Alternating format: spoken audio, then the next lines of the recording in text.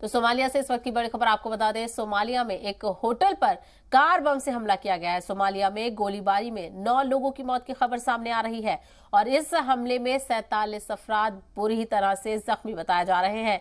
Security forces ने हमलावरों को मार गिराया है। तो बड़ी खबर इस वक्त की सोमालिया से आपको बता दें, सोमालिया के एक होटल में कार बम से हमला हुआ है। सोमालिया में गोलीबारी में 9 लोगों की मौत हुई है, तो वहीं हमले में 47 अफराद के बुरी तरह से जख्मी होने की खबर सामने आ रही है। सिक्योरिटी फोर्सेस ने हमलावरों को मार गिराया है। तो एक तरफ हमला तो वहीं सिक्योरिटी फोर्सेस को मिली कामयाबी, हमलावरों को मार गिराया सिक्योरिटी फोर्सेस ने। लेकिन आपको बताते चले कि इस कार बम धमाके में 9 लोगों की मौत है, तो वहीं शदीद तौर पर जख्मी बताए जा रहे हैं 47 लोग।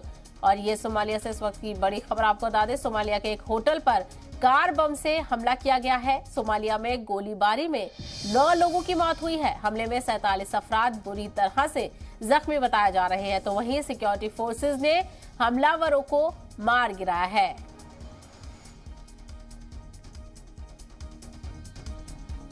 तो सोमालिया के होटल पर कार बम से हमला और इसमें 9 लोगों की मौत।